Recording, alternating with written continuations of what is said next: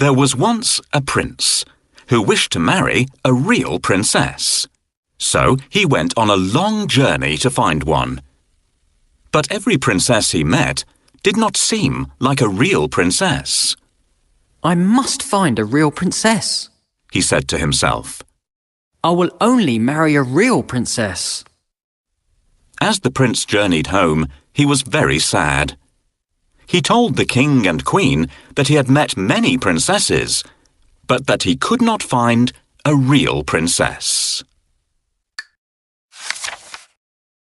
I have been searching the world for so long to find the princess of my dreams. I haven't liked any of the ones I've met so far. What if I never find the love of my life? This princess was really rude when we went out together. She was far too nosy and kept asking how rich I was. This princess is from the distant kingdom of 3 nines. She doesn't care how she looks. This princess doesn't know any good stories or fables. Life would be really boring with her. Here's the princess from the kingdom next door. You should see her terrible table manners. This princess's yawn is so loud. It's like a foghorn. What's more, she doesn't even cover her mouth. The Danish princess doesn't sing sweetly like a real princess should. This one wouldn't stop talking. She wore me out. A real princess would be a bit more reserved.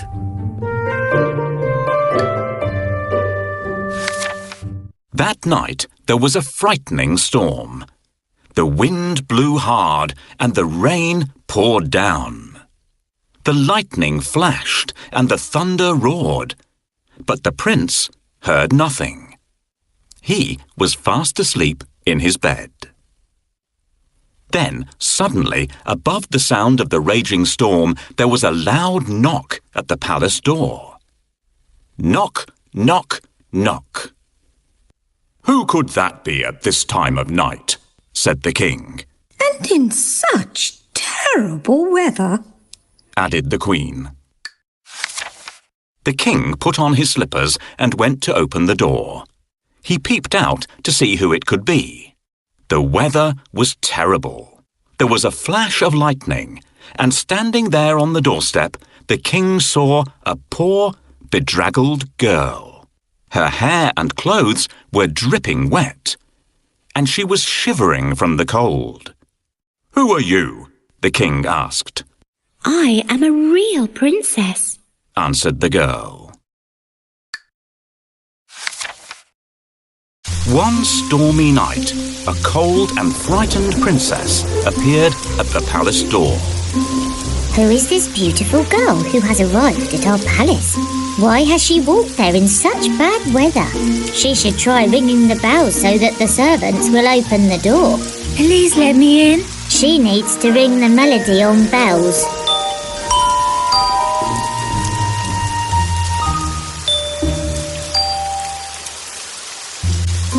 No, it doesn't sound like that. Listen to how it really sounds.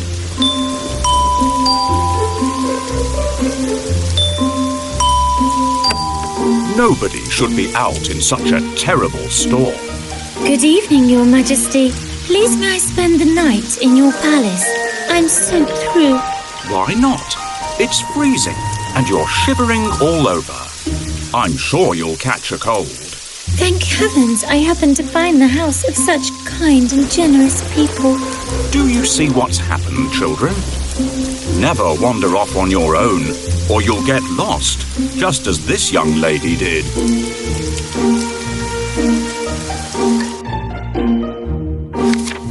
The king let the princess in, and the queen said that she could sleep that night in the spare bedroom. The princess was grateful and thanked the king and queen for their kindness. The queen then turned to the king and said, "We must find out if she's a real princess or not." "How?" asked the king. Without saying a word, the queen went to the spare bedroom and took off all the bed covers. She then took a small, hard, green pea from the kitchen cupboard and placed it under the mattress. On top of this, she piled not 1, not 2, but 20 more mattresses and 20 quilts. The princess climbed up the side of the very high bed and lay down to sleep for the night. The girl with wet hair and a dirty dress didn't look anything like a princess, but she was invited to stay in the best guest room of all. The princess can sleep here tonight, but I'm going to put a pea under the mattresses. If she notices it, we'll know that she is a real princess. Now, where did I put that pea? Will you help me look for it? Try under the chair. No, it's not there. Perhaps our little kitten played around with it. Oh, I wish they'd leave me to get some sleep. What are you looking for, Your Majesty? I can't find it here either. I might have put it in the drawer. Check in there.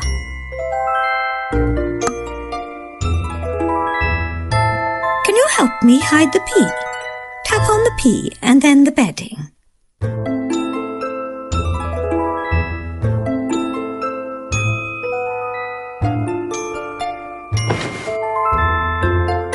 Well done, everyone. We did it. Here comes the princess. It's time for me to go downstairs. What a lovely person this young lady is. If only the prince could choose someone like her to be his bride. My goodness, such a big bed for me. Children, help me to climb up, or I will have to use the ladder to get up there. Thank you, children. I have never slept on such an uncomfortable bed. It feels as if I'm lying on a mattress made from rocks.